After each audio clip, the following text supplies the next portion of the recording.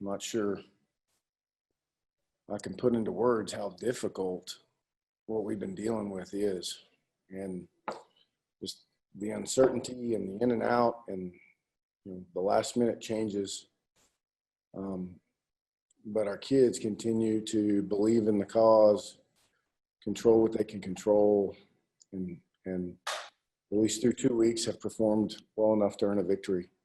And if we hadn't won, I'd be proud of them, the way they've gone about their business. But I thought there was a lot of big plays in the game, but Trey Turner makes a big play on third down there in the fourth quarter. Then we fumble in exchange, and the defense came out, didn't bat an eye, and got a big stop with great enthusiasm, and then got the ball back to the offense and went down and scored and pretty much salted it away. I thought that the way they took the field defensively was a compliment to their coaches, some of whom are here and some of whom are back home. But I was really impressed with that. Mike Nizilik, let's start with you. Yeah, Justin, at what point in the week did you know about the secondary, like how thin it was going to be? And then how many reps did that kind of group that you threw out there tonight get together? Late and not very many. I mean, it was pretty late in the week, and we were scrambling. And how did you kind of land on, the guys that you had in the starting lineup with Taylor and then the cornerbacks? Those were the only two we had. What was your emergency options? Just walk-ons then? We had a couple of walk-ons, and we have that are great kids that would have gone out there and executed. We've also a couple offensive guys we would have had to put in there. Then can you tell us how the defense kind of operated today with both Ryan and Justin out? Tracy was in the box and working with Jack Tyler on calling it and getting it signaled in and all that stuff. Andy Bitter. Yeah, Justin, you said earlier this week that you guys weren't going to be able to run the ball quite as easily as you did against NC State. Then you go out, you actually had more yards rushing today. What has just been clicking with that ground game, and how impressive has Khalil been so far? Khalil's been really good. I mean, obviously, I don't know what the statistics were. I haven't seen them yet at halftime in the first half versus the second half. But I felt like we made a couple adjustments schematically at halftime, and eventually I felt like we wore them down a little bit.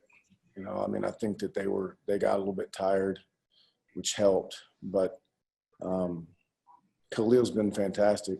I mean, he's just been explosive and strong, and he's got good vision. He's been really good for us. On the subject of Khalil, how big was that kick return he had where things had kind of tightened up there? Yeah, I know they scored and they had the momentum, and offensively we certainly weren't clipping it off in big chunks by any means. And to go grab the momentum back with that huge return, cutting back all the way across the field, that was a big swing. And then to find a way to eventually punch the ball in the end zone was huge. So, that's the thing about kickoff return that's kind of interesting. You usually take the field, obviously, to start a half or after something bad's happened. And, we talk, and Shebest talks at length about how that's an opportunity to go reclaim some momentum that we may have lost, because obviously the other team has scored, and we certainly did that. Aaron, use your hand function, guys. Hey, Justin, Tyler Matheny today, third leading tackler, has an interception, a couple tackles for loss. Is that just sort of emblematic of what 2020 football is going to be this year? Yes. I mean, what a great kid. I mean, all he does is work his tail off, do everything you ask him to do. He's been repping for some time there into the boundary, and when his time came, he met the challenge. That's just a fantastic story, quite honestly. Raise your hands, guys, and we'll get to you. Tim Thomas, do you have one? Yeah, Coach, I know you hit on Khalil Herbert a little, but overall, I mean, you guys ran for, I think, 324 yards tonight. That's, I think before the season, Tech had run for twice, had broken 300 yards in an ACC game. You guys have done that in the first two games. What does that say about both your running backs and also this offensive line that seems to be one of the best in the nation? Well, I don't know that I'm going to go crown them the best in the nation just yet, but I do like the way they work. I like their leadership and toughness. You know, they want the challenge. I do think Khalil is awfully talented, and that's a pretty obvious statement. And I'm just going to tell you guys, he's as good a kid as you're going to find, too. I mean, just as polite and as nice, a great family. Just a pleasure to have on this team. So we need to continue to work and improve. You know, next week we'll have a different scheme. We've got to be ready to work against. This week it took us a little while to kind of get things going, but once we did, I felt like they were feeding off each other. You know, Brock Hoffman is a really good leader for those guys. Christian Darrisaw and Cetus and Luke and the rest of the group take a lot of pride in performing well. Mike Nisley. Yeah, how depleted in general are your special teams units? You know, you talk about kind of the guys that are out. How bad is it, you know, from what you intended to just what you had to go with? It's pretty bad. I mean,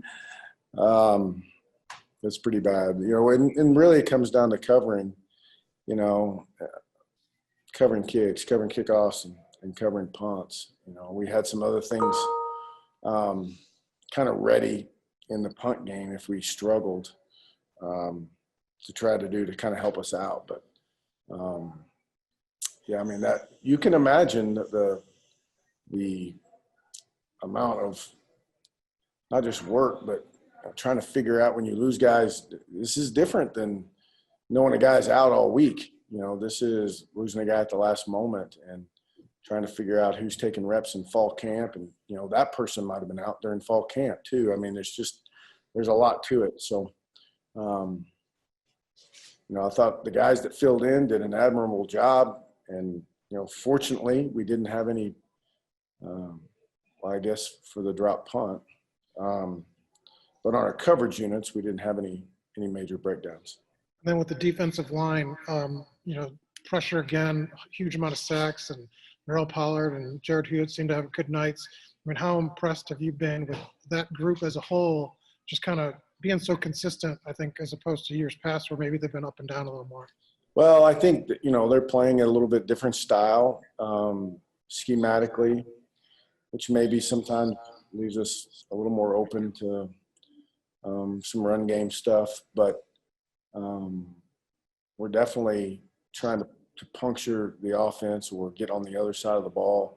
I think they're doing a good job, quite honestly, of trying to keep those guys fresh so they can still play and demanding tremendous effort while they're in there. I think that's benefited us, in my opinion, not just the change in terms of what we're teaching them, but, you know, the feeling that they all know they're going to go play and, you know, get meaningful snaps, I think is, you know, help their effort. You know, they know they're not going to be in there slugging through it. They know they can go play as hard as they possibly can because, you know, there's another set coming in. And just one last one for me. Hooker, was Hendon available, or do you just want to try to avoid using him? What was kind of his? No, he's good. Didn't feel like you wanted to get him in? What's that, Mike? Didn't feel like getting him in this one, just wanted to wait a little No, he was unbelievable, I'm telling you, on the sidelines. I told him right at the end of the game, I was so proud of him. He was great. Andy. Yeah, Justin, I was curious your take on how Braxton played today. It looked like he struggled a little bit early with passing and then hit on some bigger passes in the second half. I mean, in general, you know, the interception got away from him. And I think it was, you know, the ball just looked to me, just kind of slipped out of his hands. Obviously, we had the turnover on the mesh. I don't know. You guys have seen the clip more than I have. I don't know if it was the running back or the tailback. But, you know, he made some plays, gave our guys some opportunities to make plays. I think he made a great throw on the first play of the game we didn't come down with. So, you know, we'll continue to evaluate it in more depth and see. But he certainly made some plays for us today. you went into the season with the plan that Hendon and Braxton had both earned the right to play, and yet you stuck with Burmeister throughout the whole game on that. Is it kind of changed your thinking on that, or was it just a game situation? Or Yeah, I mean, to be honest with you, we're taking it one day at a time, and we'll evaluate this and see how it goes and make our decisions as we move through there. I know we've got 3 great kids that have got experience, that have played well, that we need to have all of them ready to play each week. Greg? Hi, Justin. Just wondering, was it a conscious effort tonight to try to win time of possession, control the clock on offense in order to help the defense, or did it just kind of work out that way with the way you guys were running the football? Well, that's the way I wanted it to work. Like Duke makes it hard on you now. Like, they play tight coverage, they load the box, they're good, in the back end and the front. I mean, that's a good defense. It got a little bit worn down, in my opinion. They don't have, I don't think, the numbers defensively that maybe they've had in the past to rotate guys through. So, I mean, that's what we would have loved to have done, obviously was keep our defense on the side. I mean, we didn't tell everybody heading into the game, this is what we're going to go do, but certainly it's a byproduct of being able to run the football.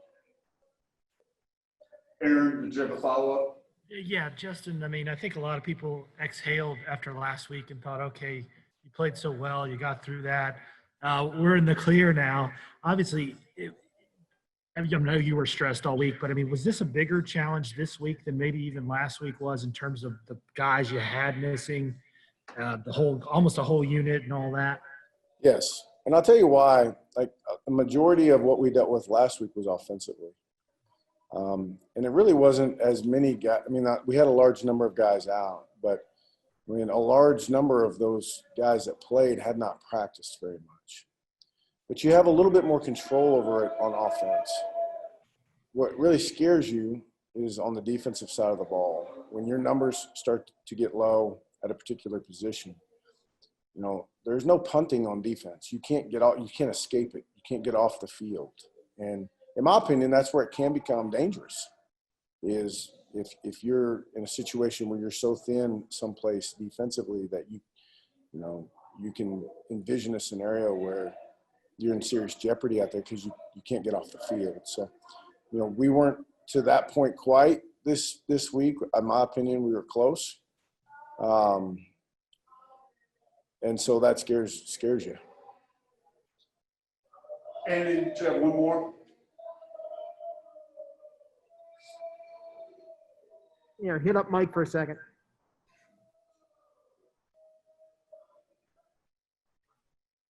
Mike, go ahead. With Dorian, you strong. You said how well he did in the fall. You throw him in there in this obviously week 2, true freshman at cornerback. How scary is that, and how did you think he kind of held up? I thought he did really well. I mean, I know there was one double move that they made I thought it was a great throw. He was there or close.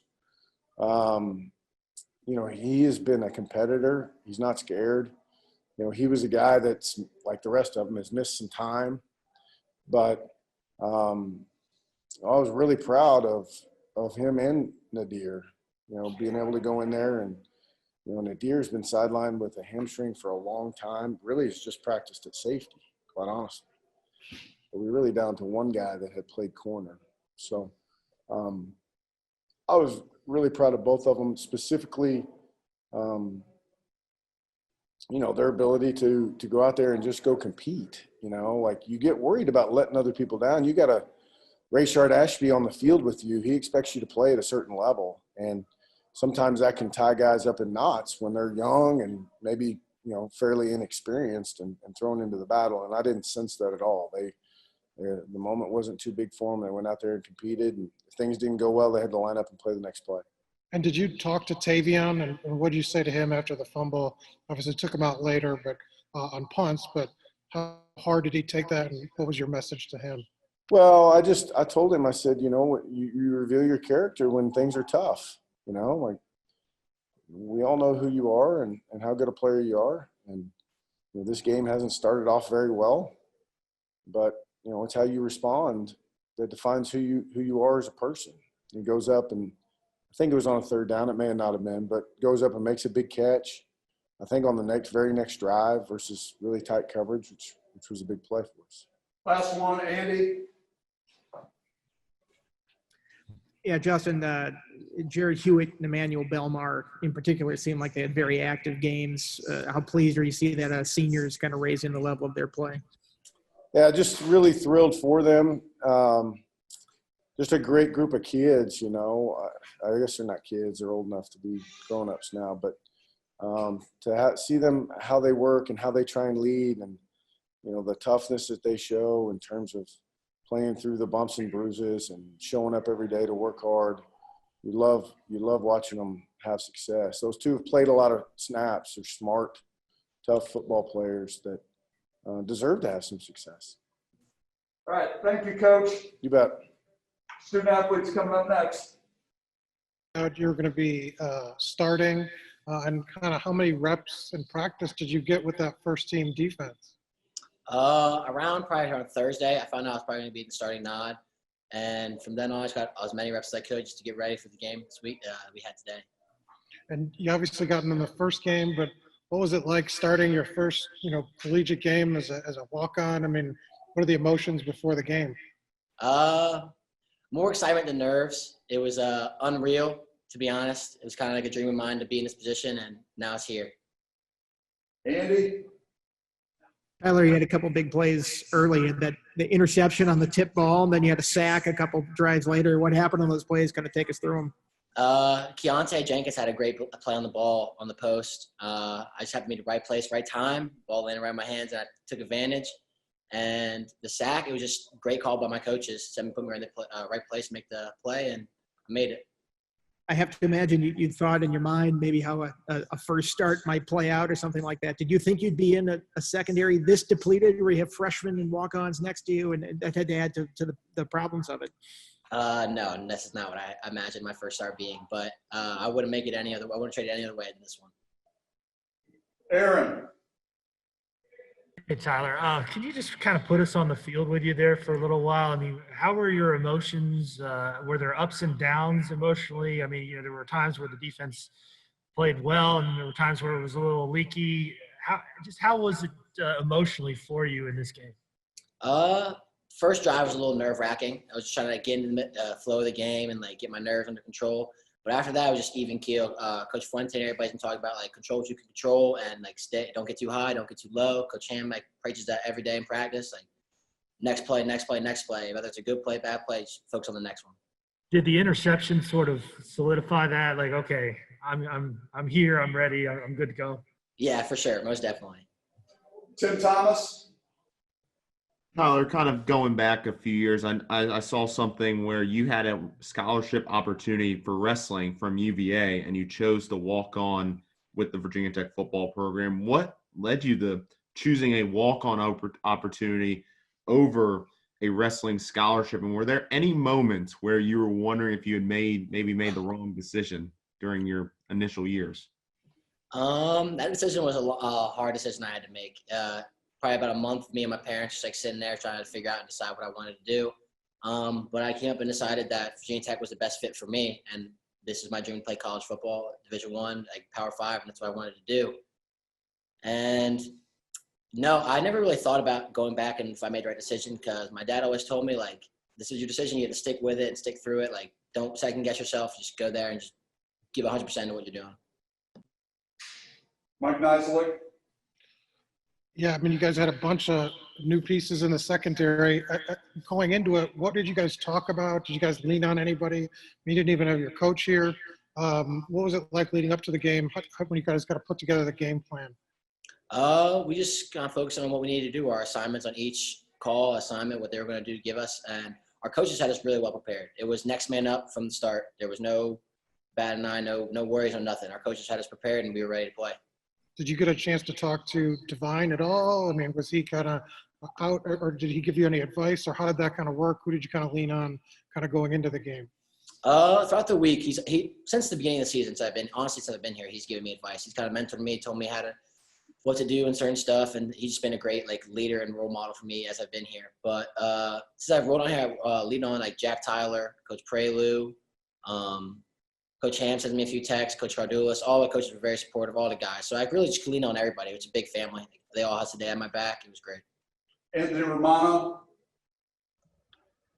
Hey, Tyler, congrats on the win. In a game like this where you had a bunch of players like yourself, maybe don't normally see time out there, getting in there for the first time. I mean, is it easier to stay a little bit more composed and collected when you're in that road environment without fans as opposed to, a loud, hostile environment, I guess?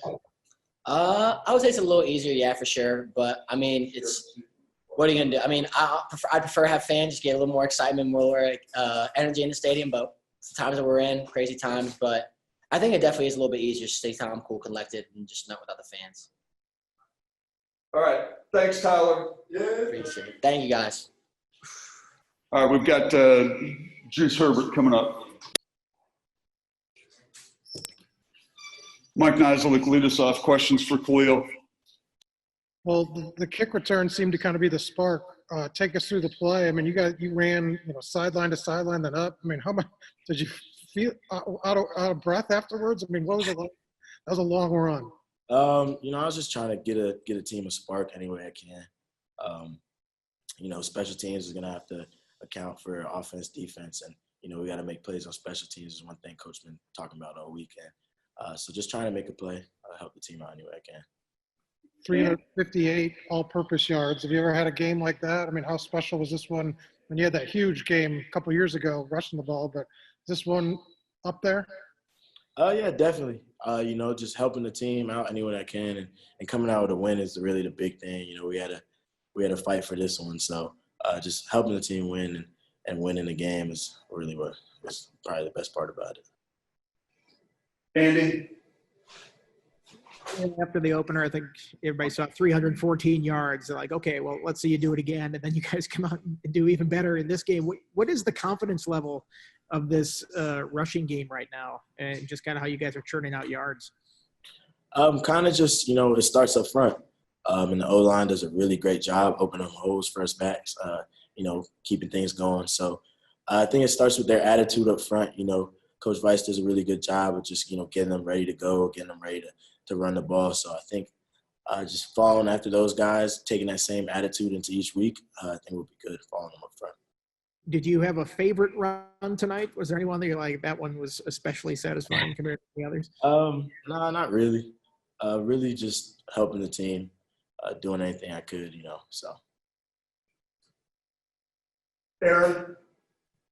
Hey, Khalil. Coach Fuente said, given the people that were out today, this was a bigger challenge for this team to get a win tonight than actually the opener was. How do you feel about the way the other side of the ball did and kind of kept you in it early in the game? Yeah, definitely. The defense did a really great job tonight, just keeping us in the game, making plays, getting a bunch of sacks, getting turnovers, seeing Matheny get a pick tonight, just a bunch of young guys and a bunch of guys that haven't got snaps before stepping up and making plays. And that was one thing I think Coach was talking about, just coming together as a family, guys playing roles bigger than themselves sometimes. And that was one thing we did tonight. Is that satisfying? Just, guys that don't get an opportunity going out there and making some plays. I mean, is that fun to watch for you as a starter? Yeah, definitely. Just seeing a bunch of young guys, getting them going. These guys here are the future of this program. So, getting them some snaps early on in their career and seeing how they do and just telling them to go out there and have fun and be a baller. So, Michael Ferrara. Khalil, let's the kickoff and the running game tonight, it was so effective. And talk about the young guys. What was the game plan, speaking with Duke and all the craziness with COVID? Really just coming together as a team. Special teams and offense was going to have to be big this game with all the guys out on defense. So just doing anything we could, holding the ball, running the ball, just getting that defense tired, making plays on special teams was kind of the big things. And I think we were able to do that tonight. So. And then the upcoming game against UNC, what's the biggest thing that you learned tonight that you're going to take into your next game?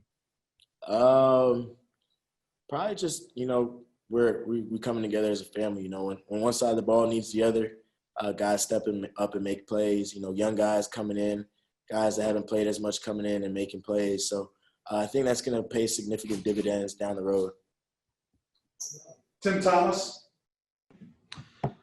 Khalil, you guys obviously, and this is the second straight week you guys have broken 300 rushing yards as a team. Tech had only done that twice against ACC competition before this season.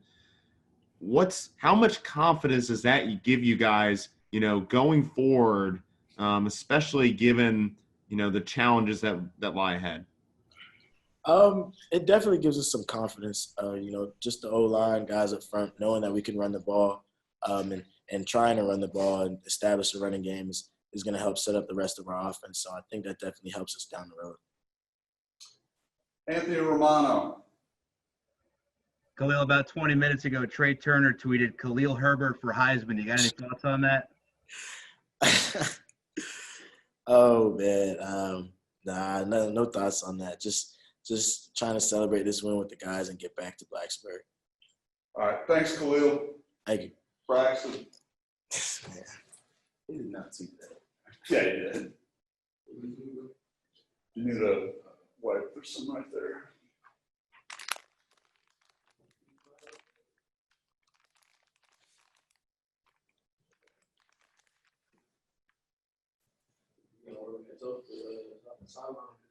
All right, we've got Braxton Burmeister here, Mike Nisley. Second half, you guys kind of seemed to put things together a little bit. What was the message at halftime, and how do you think the offense kind of got going a little more? We just all were talking to each other and just got together and said we gotta move the ball and gotta make plays, and it was really just us talking to each other as a unit. And Khalil Herbert was obviously a big part of that. What have you seen from him? Obviously, you get a pretty good view that he does that's special and that's allowed him with this kind of hot start and obviously tonight's game. His vision is amazing, and he's really explosive when he finds that hole. So him getting there and then creating big plays, he does an amazing job at it. Anthony Romano.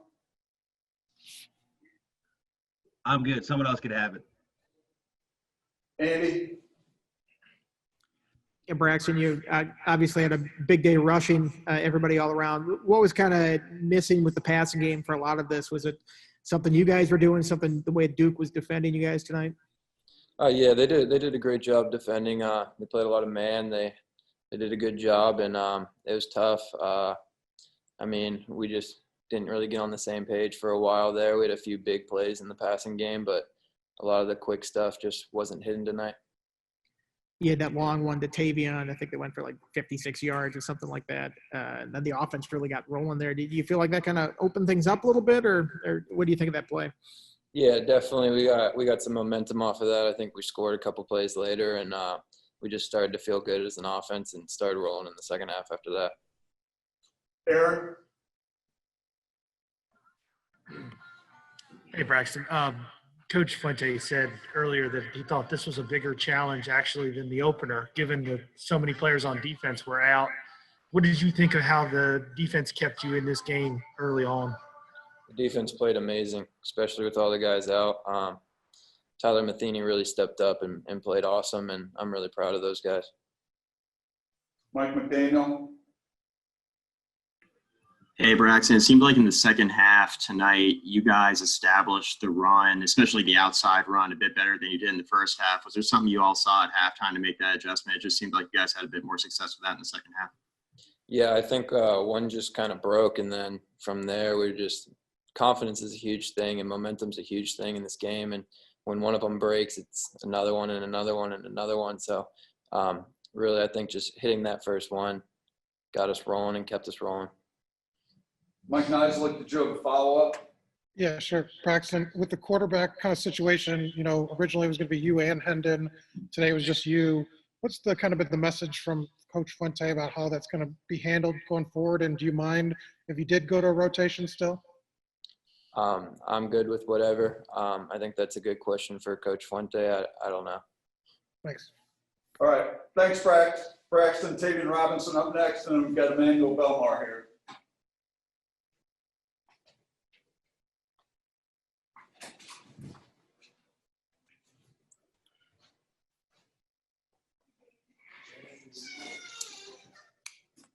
Andy, do you have something for Tavion?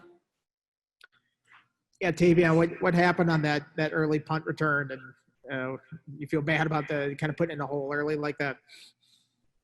Yeah, it was just bad judgment, and it was a mistake early. But I had a whole game to play, so I didn't let it bring me down. I just tried to turn it around and do what I can do to help. You came back. I think you went up for like a 50-50 ball on the next drive. Then you had the 56-yarder later on.